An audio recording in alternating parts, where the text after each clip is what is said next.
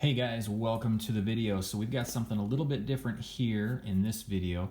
We have a partial box of nickels that were left over from last week's live stream. So we're gonna finish going through these. We did find a lot of nice older coins, buffalo nickel and even a silver in one of the boxes. I had another box that we did, and this is what's left over. And then we've got a fresh box of dimes here. I haven't looked at these yet, so let's check it out to see if they are circulated, and they definitely do appear to be circulated. We have been killing it on silver dimes, so hopefully this box here will have some more silver in it. Let's get started.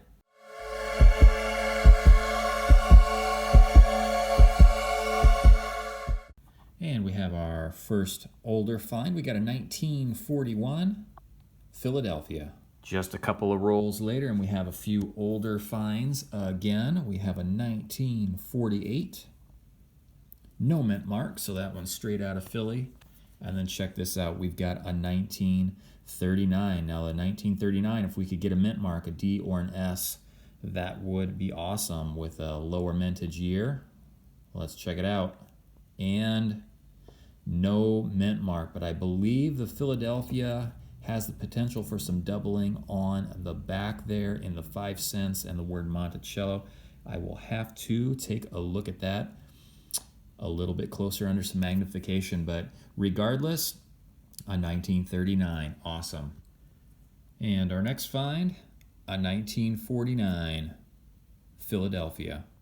And a couple of older finds again, 1954 Denver, finally one with a mint mark, and another 1954 Philadelphia, and another one from the 40s, 1941 Denver.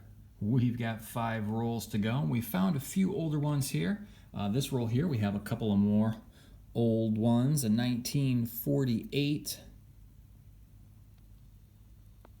with a Denver mint mark. And check this one out, guys. I almost missed this one. This is our oldest one out of the box yet. It is a first year Jefferson. 1938 was a split year between the Buffalo and when the Jefferson nickel was introduced. And if we can get a mint mark on this, that would be awesome. Let's flip it over and check it out. Come on, mint mark. No mint mark on there, but that is cool. We did find that 1939, and now we have one that's even 1 year older. Awesome. 5 rolls to go. Few rolls later, and we have a potential silver. 1942 was the first year for silver. It does have a slightly darker edge on it. I have not looked at the back yet. 1940 year was the first year of the silver war nickel, but not all 1942s were made of silver. So this one may or may not be. Let's check it out. There will be a large mint mark above the Monticello if it's silver. No mint mark. It would be right there. That's all right though. 1942, another oldie. And our second to last roll yields one older coin. We got a 1946 Philadelphia. We wrapped up the last roll of the nickels there, so we'll just show you what we found real quick. We did find a first year Jefferson in 1938. Again, that was a shared year with the Buffalo. So last year the Buffalo, first year of the Jefferson. So those are always cool to find, and even more cool if you can find them with a mint mark on the back, as those are key dates. We got a 1939, a couple of 1941s, and here was a non-silver 1942. Now I mentioned some of these have a mint mark on the back.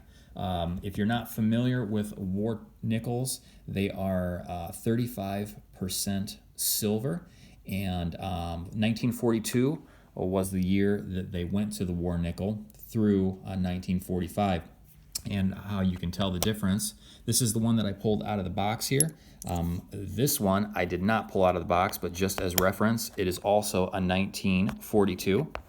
But if you notice, there's a large mint mark above the Monticello. So you have a war nickel. If you've got a large mint mark there, 1942 through 1945, it'll either have an S, a D, or a P mint mark. So ours was non-silver, but every now and then they are. And we got a couple of 48s, 149 and two 1954. So that is, I believe there were 20 rolls left over in that box, and that is what we found. So, time to move on to a $250 box of dimes. And we already checked they are circulated, so I'm gonna blast through these real quick and see if we can find any silver in those, and we'll show you what we find. All right, we are not quite halfway through this box, and I was kind of just edge hunting these for silver, but I also decided to go ahead and lay them out just in case I could see any obvious errors, or sometimes on occasion we'll find a proof. And I saw this one here. I couldn't see the date, looked very dirty. I can see the date now because I wiped it off. And I looked at the back and I saw that toning, and I'm like, wow, you know what? Silver tones up like that sometimes. So I flipped it over, looked at it, couldn't see the date, looked at the edge. I think that's silver. And so I wiped off the date there, and sure enough, guys, we have a very toned and tarnished, some nice toning on the back, some tarnish on the front there. But this is a 1961 silver. I could not tell by the edge because the edge is pretty gummed up there too. But I'll tell you what, if I hadn't have looked at the back of that and saw the toning, I probably wouldn't have even investigated that any further. I would have just tossed that right in here, and I would have went right back to the bank. So sometimes it pays to take a little extra time to search your coins. We are back just a few rolls later. We do have another silver edge, but that looks like it's probably going to be foreign and most likely Canadian. And it is. So we have our first foreign coin here, and it is a 1998, it looks like. Doesn't want to focus there. So we'll add that to our silver dime there. All right, we are 2 rolls later. We have another silver edge, but this one I believe will be silver. And it is. We have a 1964. No mint mark on the back there, but we have our second silver of the box with 22 rolls left to go. And I bring you back in for the 42nd roll of the box, and guys, it looks like we have another silver right here. Probably another rosy. Doesn't look too worn, and it is. And another one with some tarnish on it. A 1950, is that a 9 or a 0? No, that's a 0. A 1950. No mint mark on there. So that is our third silver of this box. Awesome. And we still have 8 rolls to go.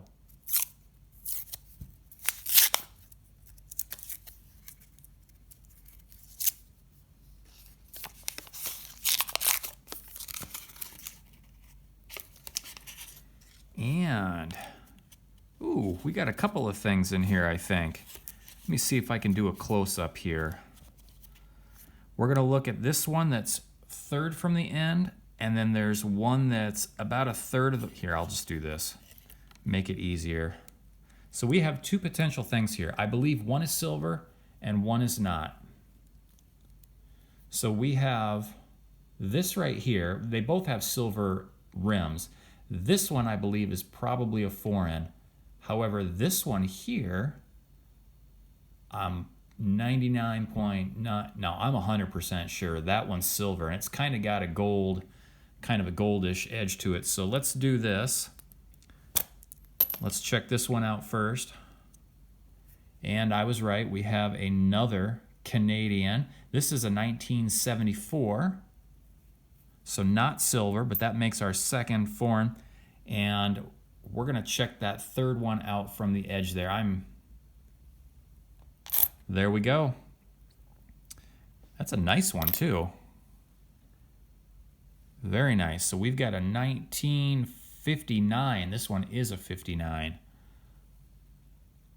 It's got some nice luster left on it. We got a Denver mint mark there. So that one is in really nice condition. So that is our fourth silver out of this box. Awesome. And that's why I decided to go ahead and start filming here with our last few remaining rolls. If we were, oh, wait a second, what is this? Oh, that one looked like it was a silver edge too, but it is just a 2005. Interesting. Anyway, so we've been finding the silver. We just had a few rolls left. I thought I better just go ahead and record in case we find anything else, and we did. So awesome. We have 5 rolls left in the box. So let's see if we can add to our finds here.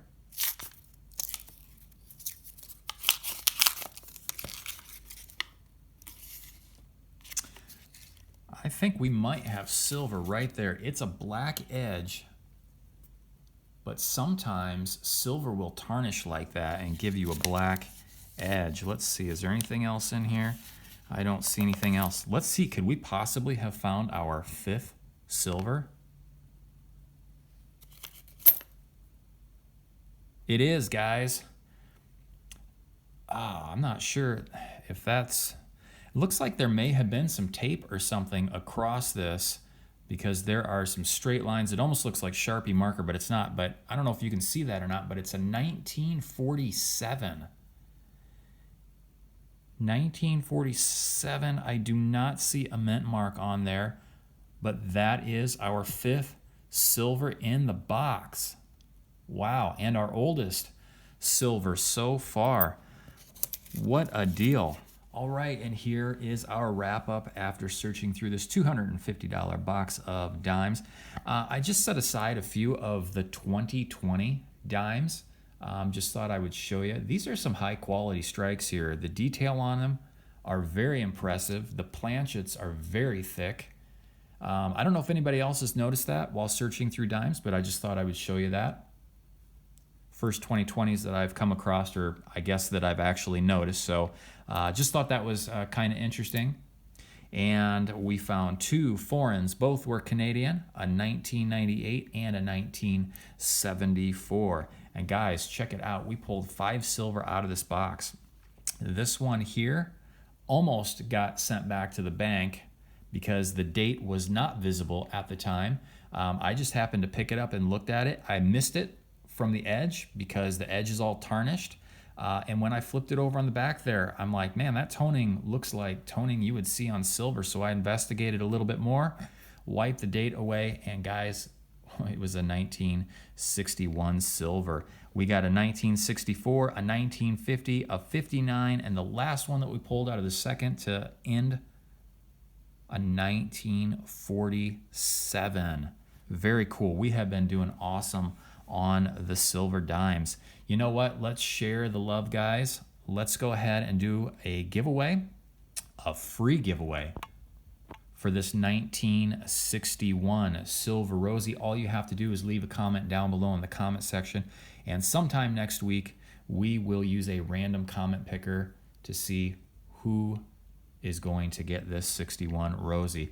If you like the video, please leave it a thumbs up. If you're not already subscribed, please do so. That way you can stay up to date with all of our most recent videos and any giveaways that we do on this channel. Thanks for watching, guys, and we'll see you in the next one.